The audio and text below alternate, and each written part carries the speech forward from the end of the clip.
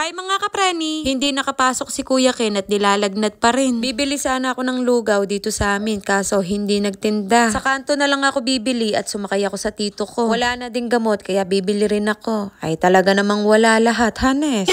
Biogesic at oral gargle nga ang binili ko. Abay, expert na pala kapreni yung nasa bahay. May allowance pa naman yun ng 3 months. O diba? Ako lang ang nakakalam nun. Huwag nyo nang alamin.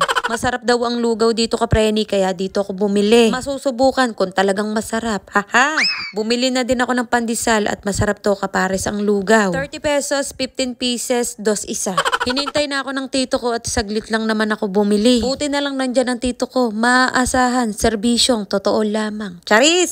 Kung kailan nasa bahay na ako, naisip ko, ang lilugaw nga pala to. Ay dapat, pinadagdagan ko. At kakain din ako. Pero madami naman din at 2 tao ang makakakain. At dahil masarap nga daw ang lugaw doon, overload ang in-order ko. Hinanap ko ang overload, wala akong makita. Char! Kumukuha na ako ng para kay Rowie at para sa akin. Hindi rin naman mauubos to ni Kuya Ken dahil hindi rin siya makakain ng maayos. Gawa ng masakit ang tonsil kapreni. Sinabayan ko na siyang kumain at nagutom ako. Nung nakita ko ang lugaw, ay masarap nga. Pagkatapos kumain, sabi ko sa kanya mag-toothbrush ka tapos magmumog ka nito. Makakulang ka lang sa toothbrush kaya masakit ang lalamunan mo. Char!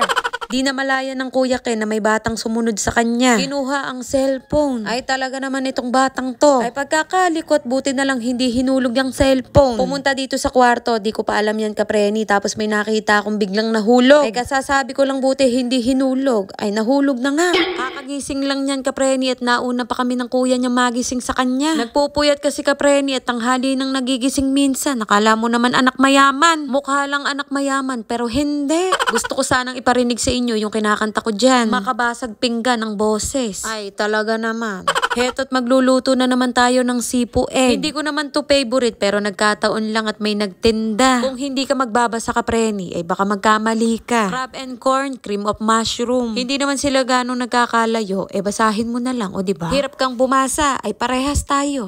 Siyempre, lalagyan ko na ng sahog yan, kapreni. Hindi lang itlog ng pugo. Ano nang balita sa Pogo? Nakaalis na si Alice Go. Hindi nyo alam? Anong nangyari yon? Charis!